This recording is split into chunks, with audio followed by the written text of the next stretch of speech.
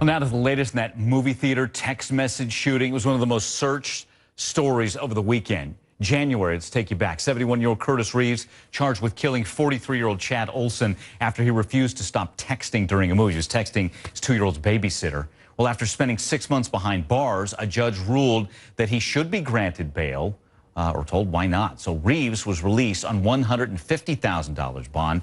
Now it's a battle of the attorneys working to sway public opinion.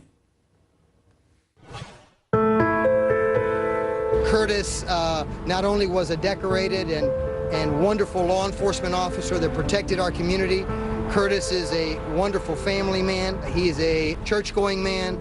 He's coming home in order to resume his life and to assist us in preparing his defense. If there's anyone out there that should be able to understand when a situation needs to be escalated versus when a situation needs to be de-escalated, it's an individual with his training. He was a SWAT team, as you indicated. He also was in charge of the entire security system and entire security force for Busch Gardens. You can just imagine it's difficult enough for a young man to spend 6 months in the Pasco County Jail. It's far harsher for a 71-year-old man who is innocent of this crime to spend 6 months in jail.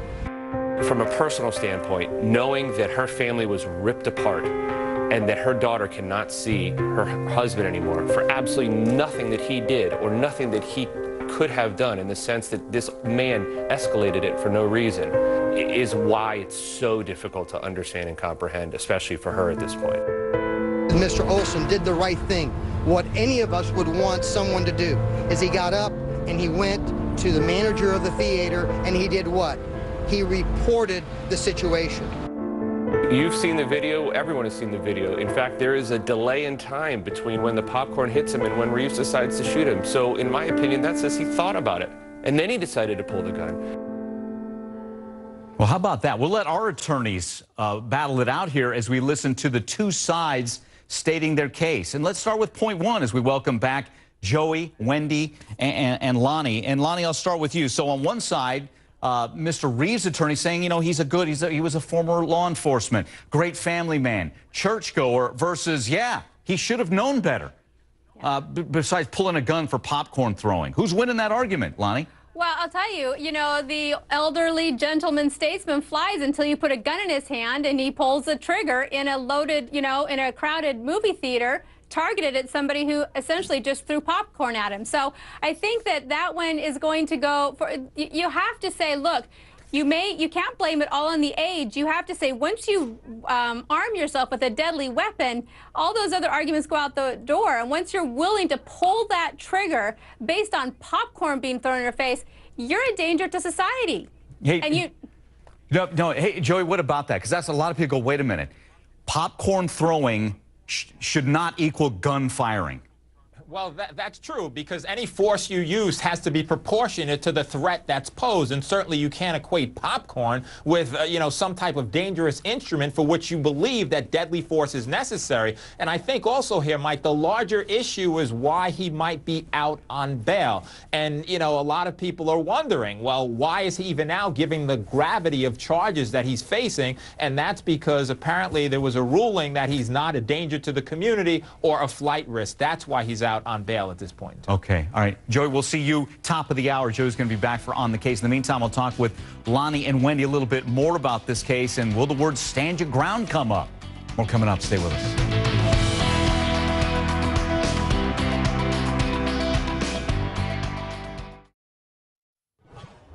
Welcome back. With a former cop accused of shooting a man for sending a text message in a Florida movie theater, out of jail now. Curtis Reeves, again accused of killing Chad Olson during a showing of Lone Survivor. This was back in January. Now, Reeves' attorneys say that he was just trying to protect himself. But does Florida's controversial stand your ground law apply here? Here's what an attorney for the victim's widow, that's what he had to say.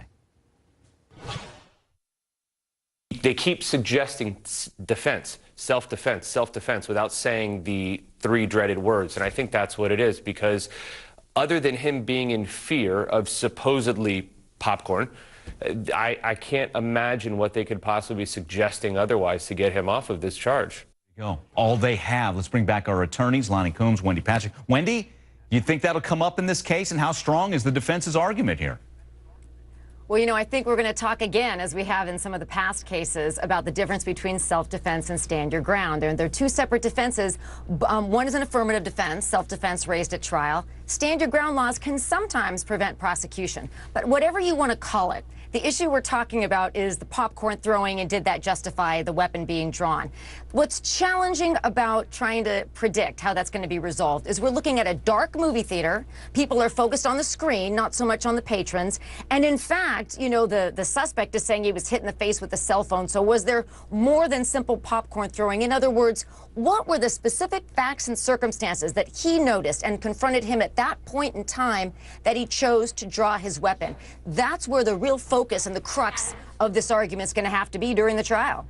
There he goes. We're seeing the surveillance footage. You do not see the victim here, Mr. Olson, but you see Mr. Reeves. It looks like something comes at him, and then he responds. Lonnie, I mean, at this point, as we see this, and again, the headline is, Dad is texting his 2-year-old's babysitter. Mr. Reeves doesn't like that he's texting, and he gets angry. Popcorn comes at him, and a bullet comes at Mr. Olson. Court of public opinion's going Mr. Olson's way, I'd imagine.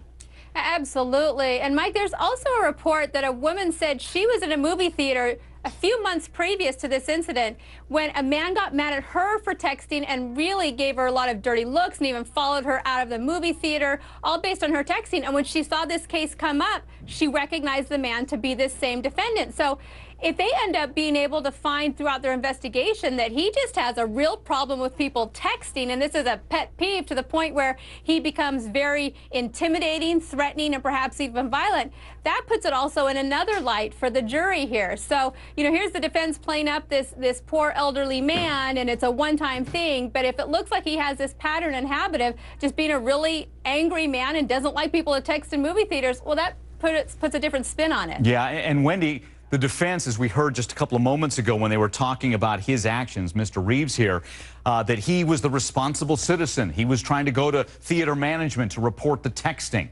Is that going to work in his favor? You know, I think all of that, including his law enforcement background, can be spun to be an aggravant. I mean, this is somebody that we would trust to know better. You know, we really trust our law enforcement officers to keep us safe, to be aware, to do the right thing. So all of the facts that are coming out now about, respected member of the community, ex-law enforcement, ex-security guard, this could all be spun to work to his detriment. If anyone should have known better and should have known how to resolve a situation peaceably, you could argue it should have been this man. Yeah, and you have the chilling account of the father and son who were there, witnesses, although at dark theater, and they talk about basically holding Mr. Olson, who said before he died, "I can't believe I've been shot." And that's at the heart of this case. You can't believe that a dad of a 2-year-old's been shot over texting his little girl's babysitter. All right, guys, thanks again so much. Lonnie, Wendy, appreciate it. Keep it right here. HLN's On the Case is next.